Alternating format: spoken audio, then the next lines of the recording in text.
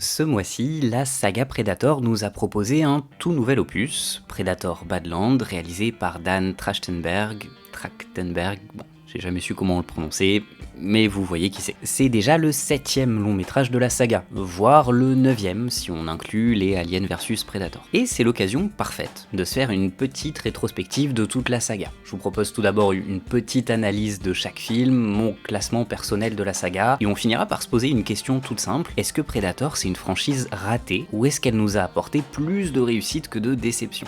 Avant de se lancer, quelques petites informations. Il y avait énormément de choses à dire de tous ces films Predator, donc j'ai découpé la vidéo en 2 parties pour pas que ce soit trop long. La deuxième partie sort dans 2 semaines. Et un autre point, je sais que Predator c'est une œuvre qui a touché plein d'autres médias. Il y a eu des jeux vidéo, il y a eu des romans, des comics, mais on va faire simple pour cette rétrospective. Je vais me concentrer uniquement sur l'aspect cinématographique. Maintenant que ça c'est dit, salut, c'est Clem, bienvenue sur Cinescope, et aujourd'hui on s'attaque à une créature qui n'a pas une gueule de porte-bonheur. T'as pas une gueule de porte-bonheur.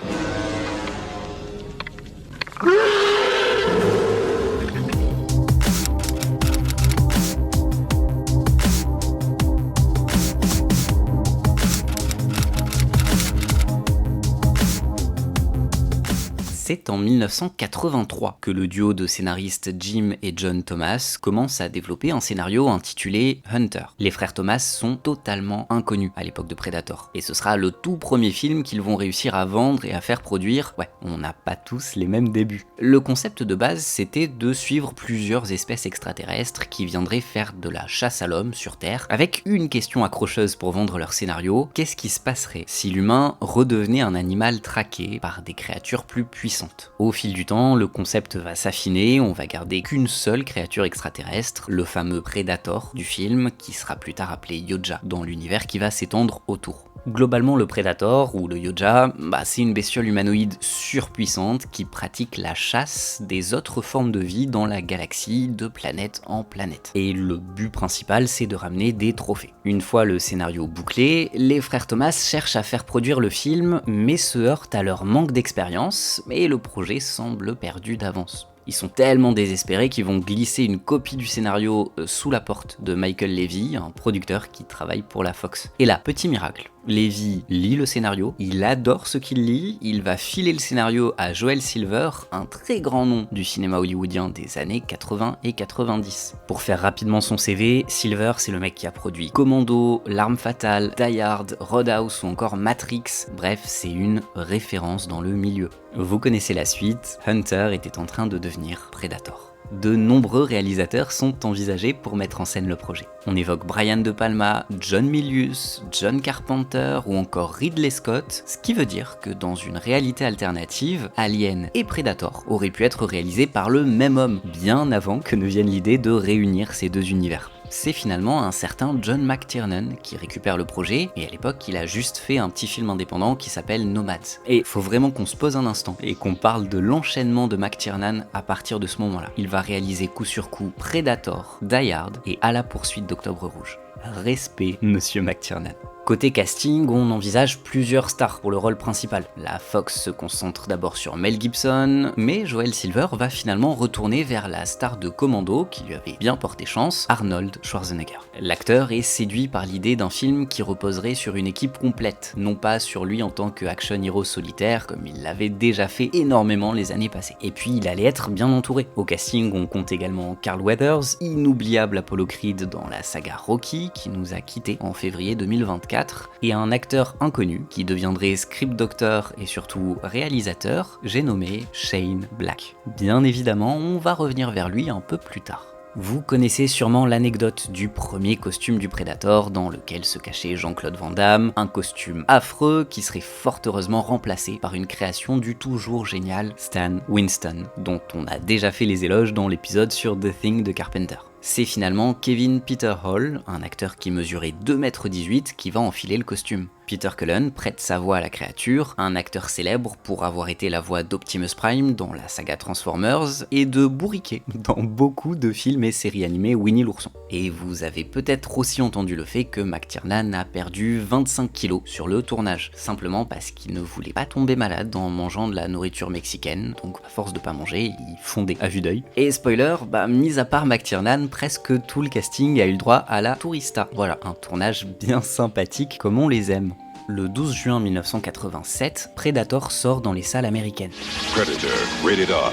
The hunt begins Friday, June 12th everywhere. Et c'est un immense succès. Pour un budget estimé à 15 millions de dollars, le film va rapporter près de 60 millions de dollars aux États-Unis et environ 100 millions de dollars au box-office mondial. En France, le film frôle les 1,5 million d'entrées. Un joli score qui en fait le 17e plus gros succès de l'année 87 chez nous, devant Angel Heart ou Le Sicilien, mais légèrement derrière L'Aventure intérieure et L'Arme fatale. Triomphe commercial, accueil critique plutôt favorable, mais surtout un film quasi instantanément culte qui allait lancer une longue franchise et rester une des références absolues du cinéma d'action hollywoodien. Mais alors ce Predator, qu'est-ce que ça raconte et qu'est-ce que ça vaut ? Predator suit le major Alan Sheffer, surnommé Dutch, une sorte de super soldat à la tête d'un groupe d'élite que l'on appelle pour des missions de sauvetage extrême. Sa mission est simple, sauver un ministre dont l'avion s'est crashé dans la jungle près du Guatemala. Mais une fois sur place, Dutch comprend rapidement deux choses. On lui a menti sur sa mission, et c'est bien plus qu'une armée de rebelles que lui et ses hommes vont devoir affronter. La première grande force de Predator, c'est d'être un mélange inattendu de genres très différents. Les toutes premières images nous suggèrent qu'il va y avoir un élément de science-fiction. Cela dit, on enchaîne avec un pur film d'action musclé typique des années 80. Des commandos, une mission militaire extrême dans la jungle, on navigue en terrain connu dans ces années-là et le chemin semble tout tracé. Et c'est là que le scénario fait des merveilles. Le film d'action bourrin rencontre d'autres genres extrêmement populaires des années 80. On l'a dit, la science-fiction, mais aussi le survival et le slasher.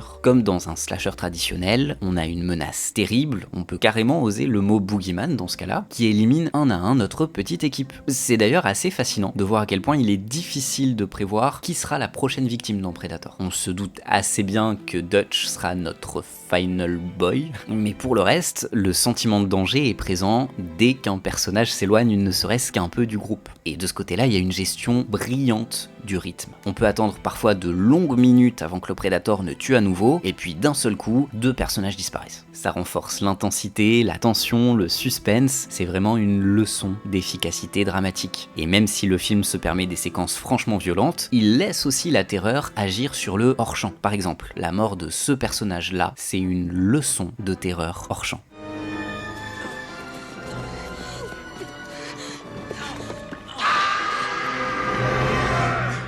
Cette efficacité de la tension, elle tient également grâce à la caractérisation des personnages. Aussi stéréotypés, voire caricaturaux soient-ils, tous les membres de cette petite équipe sont faciles à distinguer. Ils ont une personnalité, des traits qui leur donnent un peu d'épaisseur, et la dynamique de groupe fonctionne à merveille. Et puis il y a l'intelligence avec laquelle McTiernan dirige son film. Quand on voit des images hors contexte du film, on pourrait se dire que c'est juste un gros blockbuster d'action décérébré avec des soldats hyper virils et un gros monstre encore plus musclé, et ce malentendu sur la fausse bêtise du film, on le retrouve avec cette petite séquence de salutations viriles qui est devenue un mème et un gif très populaire. Parfois les gens n'ont même pas vu le film et trouvent juste la séquence rigolote. You son of a bitch! Le truc, c'est que Predator est bien plus malin que ça. À Hollywood, les années 80 sont caractérisées par le cinéma réganien. Des films d'action post-Vietnam qui vont glorifier l'armée américaine avec des super soldats qui fusillent des méchants communistes à tour de bras. Et si vous voulez être mieux renseigné sur ce que c'est le cinéma réganien, je ne peux que vous conseiller d'aller voir la chaîne de Cinéma et Politique, elle a fait une vidéo passionnante à ce sujet. Predator arrive à un moment où cette mode commence à décliner sérieusement. D'ailleurs, c'est assez drôle parce que dans l'imaginaire collectif, on répète souvent que c'est Die Hard qui va marquer la chute finale de cette mode du film d'action réganien, avec un héros plus fun, un côté humoristique plus décomplexé, un personnage qui n'est pas un super soldat hyper musclé, bref pour plein de raisons, mais Die Hard au final ça a aussi été réalisé par McTiernan et le film sortira à peine un an après Predator. Predator offre au public un faux film réganien. En apparence, tous les éléments sont là. Des super soldats américains virils et musclés qui interviennent dans la jungle, détruisent un camp ennemi avec rage et dans une violence prétendument héroïque. D'ailleurs, on a peut-être une des séquences les plus absurdes de fusillade dans la jungle, ça frôle la parodie. Et pour la petite anecdote, si vous trouvez que la scène est un peu ridicule, c'est volontaire. McTiernan l'a créé parce que le studio n'arrêtait pas de lui dire qu'il n'y avait pas assez d'armes dans son film, que le public américain voulait des fusillades. Il avait beau expliquer que le principe même de son film, c'est que l'adversaire est insensible à nos armes, le studio continuait à lui mettre la pression, et donc il a fait ça en disant que ce serait la fusillade qui enterrerait toutes les fusillades. Impossible de faire plus décomplexé, plus excessif, donc ouais, c'est volontairement caricatural. D'ailleurs, dès le début, quelque chose sonne faux dans le film. McTiernan observe ces super soldats avec du recul, avec une forme d'amusement. Il pousse les potards à fond, frôle toujours la caricature. Des soldats invincibles, musclés à l'extrême, qui crachent par terre, font des blagues bien grasses entre deux fusillades. Ce ne sont pas les héros dominants que nous a vendus le cinéma réganien. Au contraire, ils sont des stéréotypes que McTiernan utilise justement pour renverser plus violemment les attentes du public. On a l'habitude de les voir constamment triompher, on va les découvrir totalement impuissants. Dès que la véritable menace du film apparaît, ils sont désemparés face à un adversaire contre qui les armes, l'équipement militaire de cette grande armée américaine s'avèrent totalement inutiles. Ces faux héros réganiens, ils sont instantanément ridicules, désuets, déjà anachroniques, coincés entre un ennemi plus puissant et une nature hostile qu'ils ne maîtrisent pas. C'est d'ailleurs uniquement en abandonnant les armes, en ne faisant plus qu'un avec la nature, que Dutch pourra s'en sortir à l'issue d'un affrontement primitif. Et c'est un affrontement pendant lequel il va beaucoup plus utiliser sa logique et son cerveau que ses muscles. Predator dresse un portrait finalement très peu flatteur des héros réganiens, et au passage une critique assez virulente de l'interventionnisme américain. On a donc un film au sous-texte brillant, hautement politique, mais qui parvient à évoquer tous ces thèmes de façon naturelle, sans jamais tomber dans une leçon de morale balourde. McTiernan fait confiance à son public et à la puissance évocatrice de sa mise en scène. Ajoutons à cela une créature au design incroyable, une mythologie passionnante au potentiel infini, et c'est facile de comprendre pourquoi Predator est encore aujourd'hui considéré comme un monument du cinéma américain. Sans oublier, et ce serait vraiment criminel de ne pas le mentionner, la partition fabuleuse du grand Alan Silvestri. Vraiment, on ne s'en lasse jamais de cette musique. Bref, la créature est impitoyable et cruelle, sa capacité de camouflage en fait un adversaire presque impossible à battre, c'est complètement déloyal, sa mentalité guerrière même dans la défaite en fait vraiment un adversaire à part, tout dans ce Predator était fascinant, tellement fascinant qu'il fallait forcément s'attendre à des suites. Allez, on fait un petit point classement, c'est pas difficile, il n'y a qu'un seul film, donc je vais le mettre premier. Et de toute façon, quand on commence une saga avec un immense classique comme celui-ci, le seul enjeu pour tout le reste de la saga, c'est de savoir si on va pouvoir un jour faire mieux.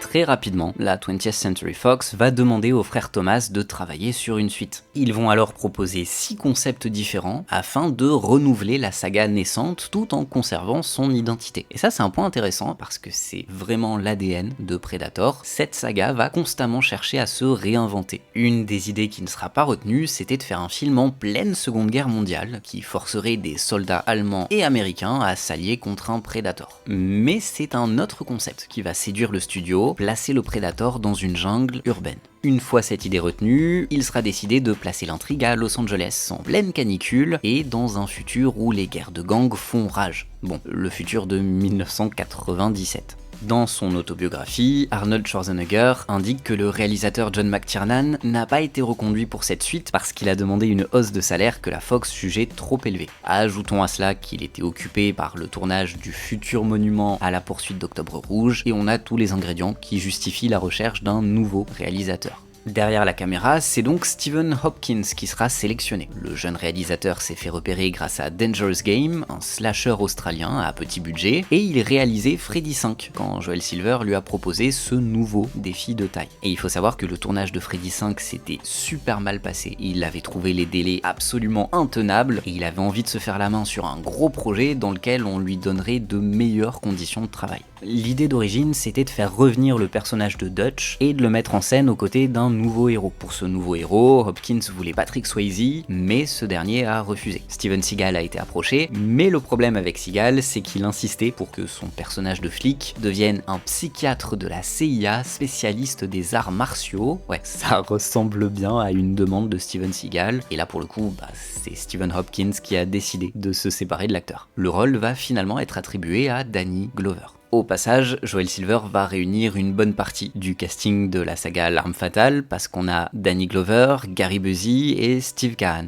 Pour conclure, avec ces changements de casting, Schwarzy a décidé de se retirer du projet, officiellement pour un désaccord autour de son salaire, officieusement parce qu'il n'aimait pas le scénario. Et certaines rumeurs affirment même que James Cameron lui avait conseillé de ne pas faire cette suite parce qu'il ne voulait pas créer une fatigue des suites chez ses fans alors que Cameron travaillait sur Terminator 2. Que ce soit une légende urbaine ou pas, dans les faits, Schwarzenegger n'est pas revenu et sa décision va demander de grosses réécritures pour combler l'absence de son personnage. Danny Glover de son côté va suivre un entraînement particulièrement intensif pour se préparer au rôle, tellement intensif qu'il a dû se faire opérer des 2 genoux après le tournage. Stan Winston revient pour le design de ce nouveau Yoda qui est censé être plus jeune, avec la volonté de renforcer un aspect urbain qui collerait à l'esprit du film. Kevin Peter Hall va retrouver le costume du monstre et il s'agira d'un de ses tout derniers rôles, avant son décès prématuré en 1991 à l'âge de 35 ans. En revanche, c'est Hall Rail qui devient la nouvelle voix de cette créature, un comédien de doublage qui avait, tout comme son prédécesseur Peter Cullen, déjà prêté sa voix à l'univers Transformers. Predator 2 serait le tout premier film de la saga à nous montrer en détail l'intérieur d'un vaisseau Yoda. Et c'est là que viendra l'idée géniale de mettre un crâne de xénomorphe parmi les trophées du Predator. Ce qui n'était qu'un clin d'œil amusant pour profiter du fait que la Fox possédait les droits des sagas Alien et Predator, finirait par créer un univers partagé. Mais on y reviendra plus tard. Et pour conclure sur les quelques anecdotes de tournage, pour la séquence finale avec les 9 Predators, qu'on appelle des anciens, l'équipe a fait appel à des joueurs des Lakers. Pas facile de trouver 9 géants pour en filmer les costumes, surtout que chaque costume pesait environ 90 kg. Il fallait un sacré physique pour bouger à l'intérieur. Et cette petite réunion entre anciens prédateurs a donné cette vidéo de tournage qui est une de mes vidéos de tournage préférées.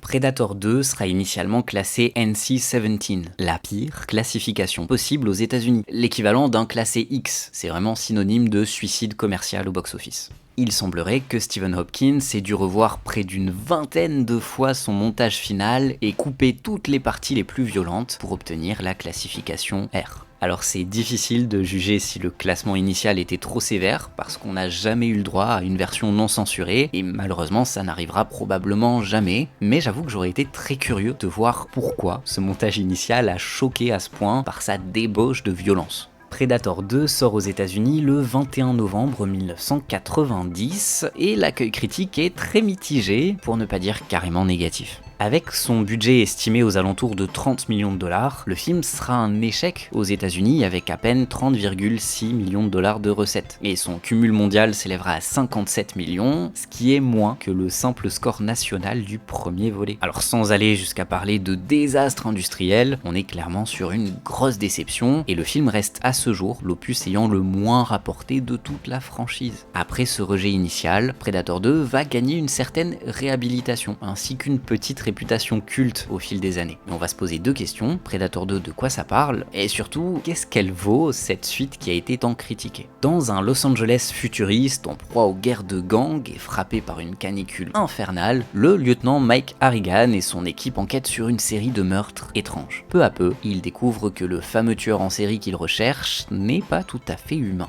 Quand on lit aujourd'hui les avis sur le film, on voit généralement 2 extrêmes. Ceux qui continuent d'y voir un immense raté et ceux qui parlent d'une réussite totale qui méritait un bien meilleur accueil, et j'avoue que je suis quelque part entre les deux. Je peux comprendre la déception initiale. Là où le premier Predator était une véritable révolution, ce deuxième opus relève davantage du film bis qui tâche. Le truc, c'est que moi j'adore le cinéma bis un peu déviant. Difficile de ne pas reconnaître les nombreux défauts du projet. Les dialogues dialogues sont franchement risibles par moments, les personnages sont des caricatures ambulantes, et d'ailleurs ils ne font que prouver à quel point Predator premier du nom était malin, parce que McTiernan jonglait parfaitement entre les stéréotypes, mais des personnages crédibles auxquels on croyait, on s'attachait. Dans Predator 2, on a juste des caricatures, pas le recul nécessaire pour que ça fonctionne. Le film tente de répliquer la formule du mélange de genres du premier film en changeant d'inspiration. Fini les clichés du cinéma d'action des années 80, on va piocher du côté du polar bien âpre, avec des flics de caractère mais intègres qui sont prêts à se mettre toute la hiérarchie à dos dans un monde corrompu, rongé par le vice. Le truc, c'est que comme Hopkins n'a pas le recul de McTiernan, il n'a pas vraiment de commentaires à apporter sur ces clichés. Typiquement, j'ai énormément de mal avec le héros, Mike Harrigan, qui est incarné par Glover. Il est unidimensionnel. C'est un mec en colère, toujours en colère, qui n'écoute jamais rien et qui se met en colère. Au point où parfois c'est complètement absurde qu'il brave les ordres qu'on lui donne, mais le scénario est obligé d'une manière ou d'une autre de finir par lui donner raison, parce qu'après tout c'est le héros. Et c'est difficile de s'attacher réellement à lui ou à son équipe. Sans attache émotionnelle, le suspense fonctionne moins bien. Je m'inquiète pas pour le héros parce que dans le fond, je ne crois pas suffisamment à ce qu'il est, et donc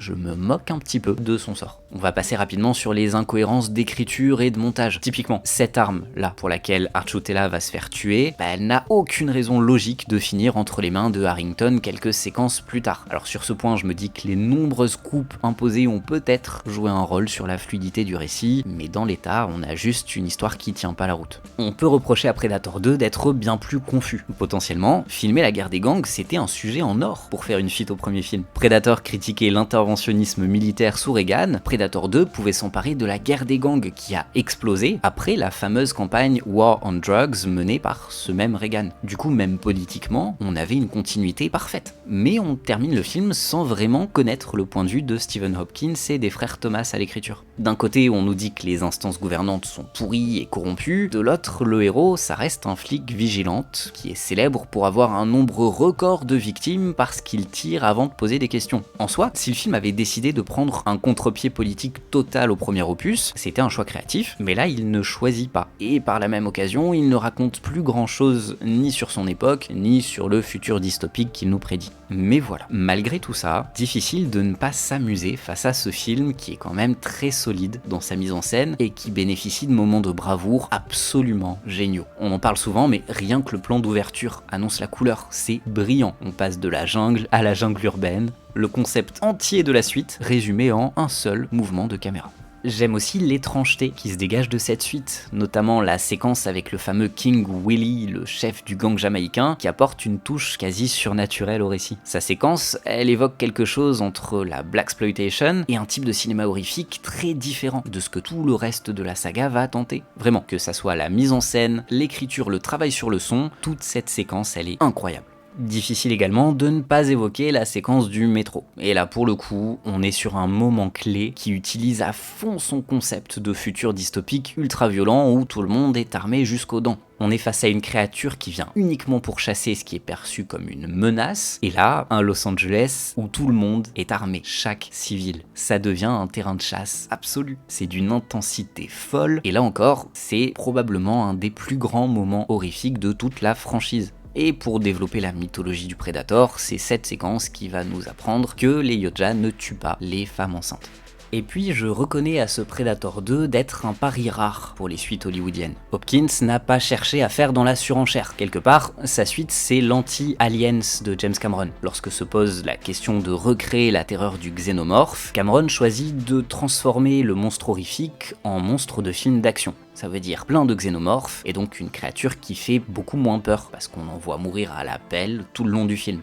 En tout cas pour les formes plus classiques, parce que du coup il va créer un nouveau boss final avec la reine. Quand on y réfléchit, Stephen Hopkins il fait tout l'inverse. Son Yoja il est plus jeune, ça le rend à la fois plus menaçant parce qu'il veut absolument tuer tout ce qui bouge pour prouver ses qualités de chasseur, mais logiquement il commet plus d'erreurs. Ce parti pris, ça permet de ne pas démystifier le Yoja. Il faut toujours un film complet pour venir à bout d'une seule créature, et ça rend également plus logique, plus acceptable la victoire du nouveau héros. Sans vouloir être méchant, Harrigan, c'est pas Dutch. Danny Glover n'a pas le physique d'un Arnold Schwarzenegger, et d'ailleurs il n'y a pas grand monde qui a le physique d'un Arnold Schwarzenegger.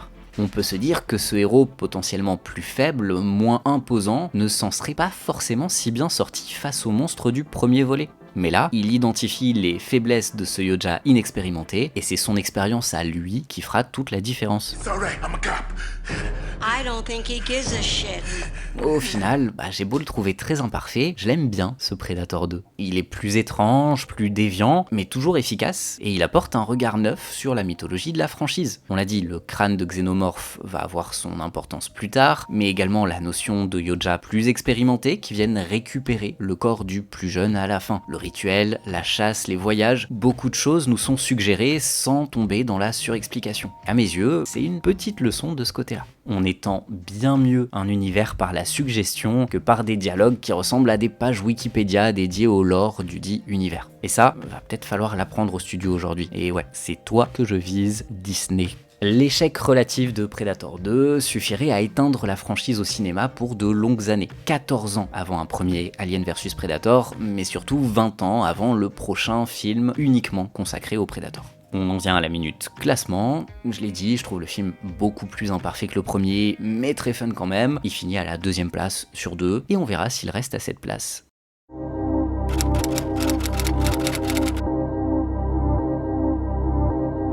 Après les succès commerciaux plutôt solides de Alien vs Predator en 2004 et Aliens vs Predator Requiem en 2007, la 20th Century Fox s'était rassurée sur la viabilité commerciale de sa franchise, et ce malgré un accueil critique quand même pas évident, particulièrement pour l'horrible film de 2007. La bonne nouvelle, c'est qu'on allait enfin avoir droit à de nouveaux films Predator qui n'auraient pas besoin d'un lien avec le xénomorphe. C'est là qu'entre en scène Robert Rodriguez.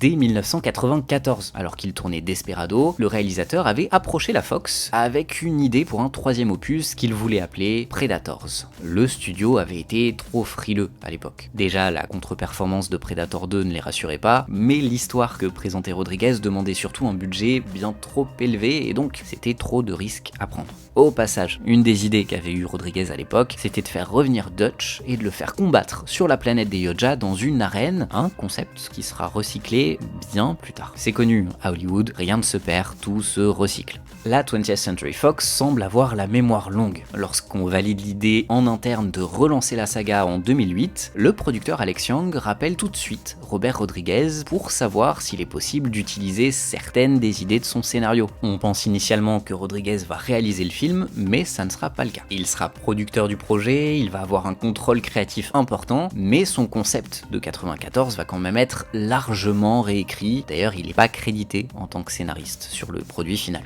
On fait appel à Nimrod Antal pour la réalisation. Il venait tout juste de réaliser le film de casse Blindé avec Mac Dillon, Jean Reno et Laurence Fishburne, et si la carrière cinéma de Nimrod Antal n'a pas été très glorieuse, vous l'avez sûrement vu aux commandes d'épisodes de Stranger Things ou Servant. Côté casting, Predators va aller chercher Adrian Brody pour le rôle principal, pas franchement un acteur qu'on attendait dans ce registre. Il sera accompagné d'Alice Braga, Topher Grace, Walton Goggins, Mahershala Ali, Laurence Fishburne, et même une apparition rapide de Danny Trejo, cousin éloigné de Robert Rodriguez, avec qui il avait déjà tourné dans Spy Kids ou encore Machete. Tu me demandes de t'aider à tuer tous ces hommes? Oui, pareil. Je vais voir ce que je peux faire. Et une fois de plus, Arnold Schwarzenegger se voit proposer une apparition rapide qu'il refuse. Predators sortira au cinéma en juillet 2010, notamment concurrencé par Moi Moche et Méchant et Twilight 3. Avec un budget de 40 millions de dollars, Predators va rapporter 52 millions aux États-Unis, un score largement supérieur à Predator 2, mais inférieur au premier volet. En revanche, la performance sera bien meilleure à l'international, 75 millions de dollars, et donc un total mondial de 127 millions, succès relatif sans être non plus le retour tonitruant dont rêvait sûrement la Fox. L'accueil critique à la sortie est plutôt mitigé, mais le film se fait pas non plus incendier comme Predator 2, ni comme Aliens vs Predator Requiem. Alors c'est parti, Predators, de quoi ça parle et qu'est-ce que ça vaut ? Royce, un ex-membre des forces spéciales américaines, un mercenaire endurci, se réveille en pleine chute libre dans le ciel, équipé d'un parachute. Au sol, il va rencontrer un membre des cartels mexicains, un combattant tchétchène, une sniper de l'armée israélienne, un yakuza, un soldat révolutionnaire du Sierra Leone, un prédateur sexuel condamné à mort et un médecin. Juste un médecin, ce beau groupe comprend la situation. Ils ne sont pas sur Terre et ils ont été précisément choisis parce qu'ils sont les prédateurs les plus redoutables de leur planète. La chasse à l'homme commence et il pourrait bien y avoir plusieurs Yoja cette fois-ci. Alors sur le papier, je trouve le concept génial. Une chasse dans un nouvel environnement qui serait donc encore plus favorable aux Yoja, qui complique un peu plus encore les espoirs de survie des protagonistes, et surtout cette idée d'aller chercher des humains prédateurs. Pas des héros, pas des personnages attachants, un groupe de tueurs sans foi ni loi.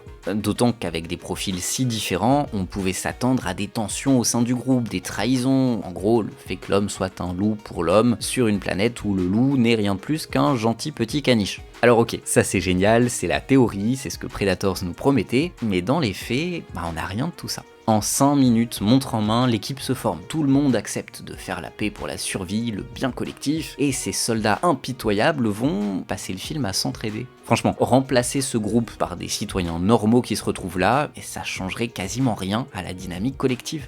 Typiquement, un des tout premiers moments de tension, c'est la mort du chef des cartels. Et là, on veut me faire croire que de tout le groupe, il n'y a que le mercenaire qui accepte rapidement de l'abandonner pour la survie. Pire encore, c'est la sniper de l'armée israélienne qui a de la peine pour lui. C'est quoi le problème? Il est pas assez jeune et innocent pour qu'elle lui tire dessus sans remords? On pouvait déjà reprocher à Predator 2 des personnages qui manquent d'épaisseur. Cette fois, c'est largement pire. En fait, il n'y a tout simplement pas de personnages. C'est des clichés ambulants dont les actions n'ont aucun sens. Des prétextes pour faire avancer l'histoire. Le film hésite constamment entre fanservice, clin d'œil balourd au film d'origine, et twists plus mauvais les uns que les autres. Typiquement le personnage de Laurence Fishburne, ou la révélation absolument pas surprenante du méchant médecin, ça prend jamais en fait. Alors vous allez me dire, au moins c'est peut-être un truc solide techniquement, mais pas plus que ça. Sur le plan de la mise en scène, c'est très classique. Il n'y a pas de moment de bravoure flamboyant. Attention, c'est pas honteux, mais Predators n'offre rien de plus qu'une série B d'action un peu bourrine sur une planète hostile. Oubliez complètement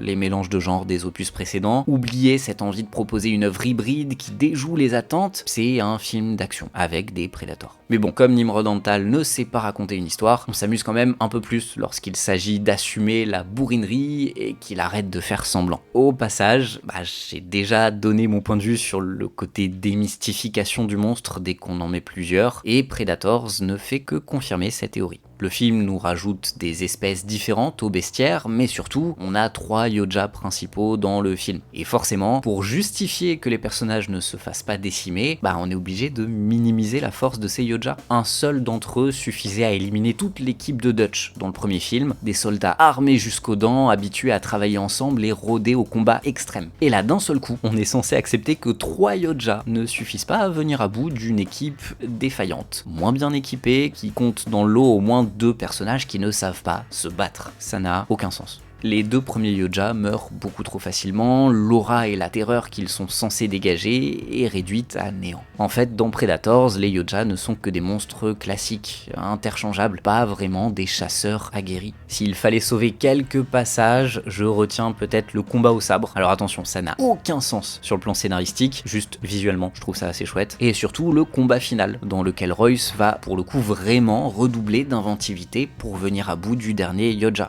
D'ailleurs, je sais que le choix de casting a souvent été critiqué, mais je trouve que Brody est franchement intéressant dans ce registre. C'est pas une montagne de muscles comme Dutch, mais il est plus fin, il est plus rapide, et c'est justement sur la vitesse qu'il va jouer pour ce dernier combat. On notera au passage quelques apports mythologiques, des sortes de chiens prédators qui ont peut-être contribué à donner de bien mauvaises idées à Shane Black quelques années plus tard, et surtout la grande révélation de cette race différente de Yoja. Ils sont plus grands, plus forts, et bon là encore en fait ça n'a aucun sens quand je le dis, parce qu'on peut pas les voir perdre si facilement alors qu'ils sont censés être encore plus menaçants que la plus menaçante des espèces de la galaxie. Mais bon, je m'égare, on va conclure cette partie. Pour le classement, vous imaginez bien, c'est un Predator que je trouve plutôt raté, donc pour le moment, il est à la 3e place. On va s'arrêter sur ces 3 premiers films. Merci à toutes et à tous d'avoir regardé cette vidéo jusqu'au bout. N'hésitez pas à liker, partager, commenter. Vous pouvez me soutenir, que ce soit sur Tipeee ou maintenant directement sur YouTube. N'hésitez pas à me dire quel Predator vous préférez dans ces 3 premiers. Et on se retrouve dans 2 semaines